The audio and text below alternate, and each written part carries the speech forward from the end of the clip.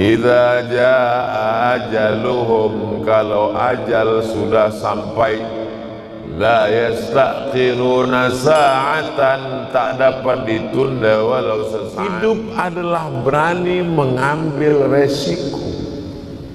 Muda, tua, hidup, mati, sihat, sakit. Sesiapa yang tak yakin masuk surga, berarti dia sudah mendustakan Nabi Muhammad sallallahu alaihi wasallam.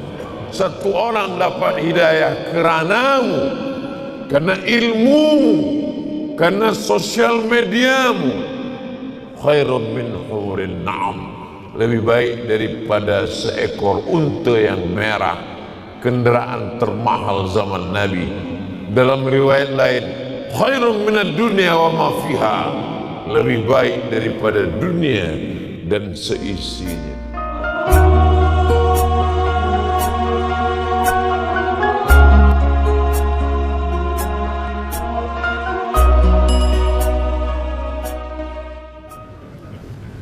Jemaah yang dimuliakan Allah Subhanahu wa taala, berapa lama kita bersama-sama di dunia ini? Ada masa yang ditetapkan Allah. Idza jaa ajaluhum, kalau ajal sudah sampai, la yastakhiruna sa'atan, tak dapat ditunda walau sesaat, wala yastaqdimun. Sama-sama satu college, duduk dekat satu bangku, sama-sama register, sama-sama satu kelas. Tiba-tiba tengah malam saya dapat berita, dia sudah meninggal wahai Abdul Somad. Saya kejar dari kota tempat saya tinggal, Pekanbaru, Riau, Sumatera, Indonesia. Saya berangkat lepas maghrib, 12 malam baru sampai. Begitu sampai di kampung, mana jenazahnya? Jenazahnya sudah masuk liang lahat. Saya hanya boleh di atas, solat jenazah dari atas kubu. Allahu Akbar.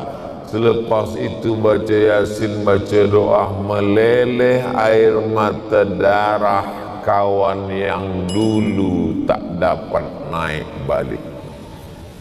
Maka selepas itu, bila ada orang mengundang, saya datang. Asal nampak saya ada orang buat, Ustaz Abdul Somad bila datang, saya datang. Ada jemputan, saya datang. Sebab apa? Penyesalan yang mendalam sebab tidak menyambung tali silaturahim semasa ada kehidupan. Jadi kalau kita ada kawan, datanglah. Sebab apa? Nanti kalau sudah menyesal, biasanya penyesalan itu datang manakala ketika sudah pergi.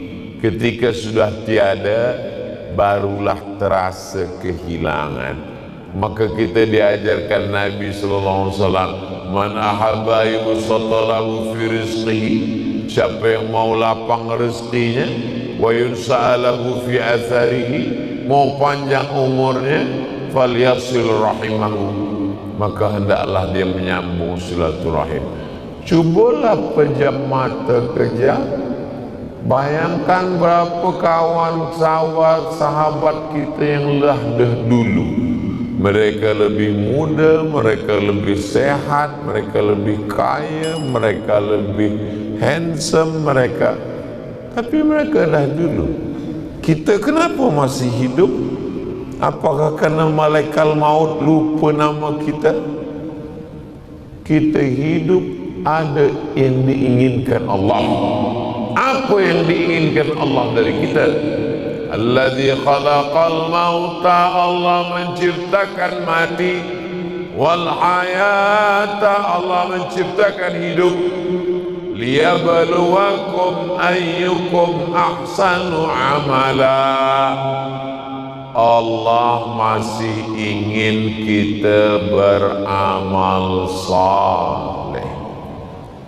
Kalau aku masih hidup esok pagi, ada tazkirah subuh, ada tazkirah duha, ada tazkirah siang, ada tazkirah petang, esok malam balik. Kalau mati malam ini bersih, esok tak ada dosa lagi. Hidup, ada seorang pejuang, dia mati ditembak oleh Belanda, orang Aceh, namanya Tengku Umar. Bulan lepas saya berziarah ke kuburnya. Apa kata Tengku Umar? Kalau aku mati malam ini dibunuh oleh Belanda, aku mati syahid. Kalau aku hidup besok pagi, aku masih boleh minum kopi di Molang.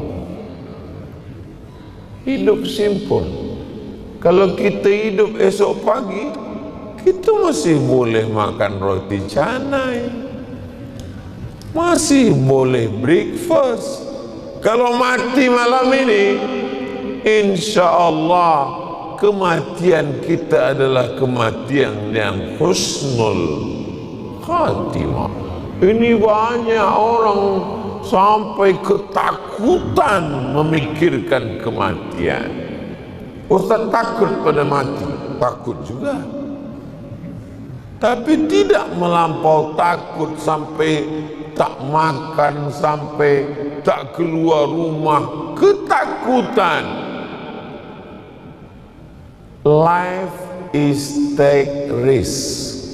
Hidup adalah berani mengambil resiko. Muda, tua, hidup, mati, sehat, sakit, bunga, kuntum, mekar, harum, layu, kuning, mati. Itulah perempuan. Banyak perempuan yang ingin kembang harum mekar tak layu-layu. Bunga yang tak layu cuma satu, bunga plastik. Tabiat manusia macam itu. Macam tanaman gandum dan padi. Biji padi masuk ke tanah, kena air hujan, kulitnya pecah bertunas. Keluarlah anak-anak padi. Lepas itu padi menghijau, padi pun berbuah, dia menunduk, kuning, dipanen, selesai, hilang, muncul padi yang baru. Hari ini saya nampaknya padi yang sudah mula menguning, dah hampir tua. Banyak orang mengatakan, Ustaz umur berapa? Macam-macam 25 kata dia. Hidup ini hanya setakat berteduh di bawah pokok yang rindang, berjalan di gurun pasir yang panas. Kalau kita teruskan perjalanan ini panas terik, ada pokok kayu, kita berhenti sekejap di bawah pokok kayu. Nanti bila matahari redup, kita teruskan perjalanan. Jangan terlampau lekat hati kepada dunia, sebab dunia ini sementara. Kalau kita susah, jangan susah hati, sebab susah itu sementara. Kalau ada yang sakit, jangan terlampau menderita, sebab sakit itu juga sementara. Kalau ada yang kaya, jangan sombong, sebab kaya juga sementara. Yang kekal abadi itu apa? Hubungan aku dengan kamu. Bukan kata saya, itu kata Nabi. Datang seorang berkulit hitam memeluk Nabi kuat. Ya Rasulullah, kata Nabi, kenapa engkau peluk aku? Aku ni hitam, legam, bukan Arab, bukan Quraisy. Aku budak, hamba sahaya, miskin dan susah. Aku rasa-rasa nanti di akhirat tak boleh berjumpa dengan engkau. Apa kata Nabi? Al-mar'u ma'aman ahab. Orang akan tetap bersama dengan sesiapa yang dia cintai. Kalau kau cinta kepada aku, maka aku pun bersama dengan kamu. Bersama di Bandar Seri Begawan, bersama di Brunei Darussalam, bersama pula di surga Jannatul Firdaus, insyaallah. Saya pun buatlah gambar dengan kawan saya. Gambar dulu semasa di Kaherah, selepas tu gambar berjumpa di Riau. Saya buatlah before after. Before masa di Kaherah, after setelah balik. Di bawah saya buat status bersama di Kaherah, bersama di Riau, berjiran tetangga di surga. Lepas tu datanglah setan-setan yang bagi komen di bawah.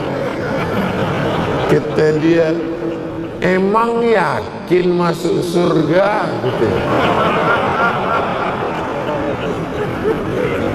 Ilaha illallah Muhammad Rasulullah. Sesiapa yang tak yakin masuk surga, berarti dia sudah mendustakan Nabi Muhammad sallallahu alaihi wasallam. Sebab apa kata Nabi? Man qala la ilaha illallah Muhammadur Rasulullah dakhalal jannah. Siapa yang mengucapkan la ilaha illallah Muhammadur Rasulullah pasti masuk surga. Nabi menjamin, garanti dari Nabi. Itulah kelebihan umat Muhammad sallallahu alaihi wasallam, pasti masuk surga. Dan kita masuk surga insyaallah. Ini kadang jamaah ini, Ustaz Abdul Somad, nanti bila engkau di akhirat cari aku di neraka. Apa ni? Kenapa yakin betul masuk neraka? Kita ni masuk surga.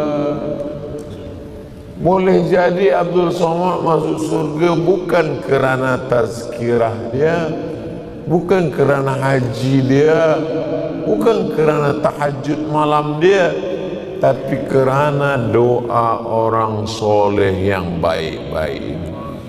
Di sini ada syabun nasha'a fi ibadatillah, anak muda yang beribadah kepada Allah. Kenapa dalam hadis itu disebut pemuda belia beribadah pada Allah? Sebab kalau ada orang tua ke masjid, memanglah ke masjid, malaikat maut dah dekat. Tapi kalau ada pemuda belia ke masjid, innahum fityatun amanu bi rabbihim wa zidnahum huda. Mereka belia-belia yang dapat hidayah, ditambahkan Allah hidayah. Mudah-mudahan yang belia-belia ini istiqamah insyaallah. Saya andailah ditawarkan malaikat, hai Abdul Somad, mahukah engkau aku buat belia lagi umur 20? Tak sanggup saya. Zaman saya dulu, untuk kenal perempuan susah. Nak kenal perempuan, tangan kita pun menggeletar.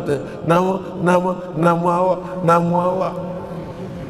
Sekarang dia tinggal cari saja di FB, nampak, terus hai, ada nombor tak? Grup-grup WhatsApp begitu mudahnya. Jadi mereka buat Facebook, mereka buat WhatsApp, mereka buat YouTube, mereka buat Twitter, mereka buat social media. Tujuannya supaya pemuda Islam rusak, hancur. Apa yang terjadi? Yuriduna ayyutfi'u nurallah wallahu mutimmu nurihi. Mereka ingin memadamkan cahaya Allah, tapi cahaya itu tak padam. Dengan YouTube, dengan Instagram, dengan Facebook lah orang mengenal para ulama. Dulu banyak orang tak kenal Habib Umar bin Hafiz. Dulu banyak orang tak kenal dengan Al-Habib Salim Syatiri. Dari mana orang Brunei Darussalam kenal Ustaz Abdul Somad? Dari sosial media, dari Instagram, dari YouTube, dari Facebook. Mereka kenal dari video yang pendek-pendek itu. Apa maknanya? Bahawa ada senjata-senjata yang diharapkan merosakkan pemuda belia Islam, tapi dengan itu pula mereka mendapat hidayah.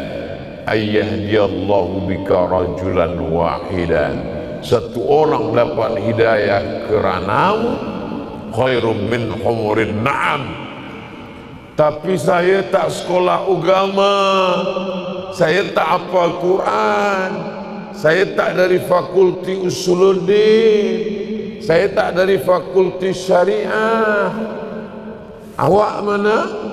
Saya fakulti Usuluddin, fil jannah. Awak dari mana? Saya dari Jabatan Quran Sunnah, Jannatul Firdaus. Awak dari mana? Saya dari IT, teknologi, neraka jahanam. Siapa yang ambil gambar saya, siapa yang syuting, siapa yang editing, siapa yang akan upload? Mereka orang-orang yang mengerti multimedia. Maka dengan mereka lah dakwah ini sampai. Jadi tidak semesti belajar agama saja. Yang belajar agama baik, bekerja sama mereka. Saya pernah sampaikan tazkirah, saya tengok ramai pemuda belia bawa kamera. Selepas itu saya tanya, kamu ni mana? Kami pelajar dari Universiti Islam. Kenapa bawa kamera semua? Sebab pensyarah kata nanti Ustaz Abdul Somad ambil gambar, cut, edit, buat subtitle, nanti kamu natijah ambil dari sana. Kalau video bagus A, kalau tak bagus C. Bagus. Inilah yang melancarkan dakwah. Datang satu jamaah, Ustaz Somad, anak saya ini dia ambil jabatan bahasa Inggris. Bagus kata saya, tapi apa gunanya untuk dakwah? Ambil video saya, potong 2 minit, 3 minit, buat translate ke English language, lepas itu buatkan subtitle, supaya orang boleh mendapatkan hidayah. Tapi yang baik-baiklah, supaya menebarkan dakwah. Ayyadiyallahu bika rajulan wahidan, satu orang dapat hidayah keranamu, karena ilmumu, karena sosial mediamu. Khairum min hurin na'am, lebih baik daripada seekor unta yang merah, kendaraan termahal zaman Nabi. Dalam riwayat lain, khairum minad dunya wa ma fiha, lebih baik daripada dunia dan seisinya.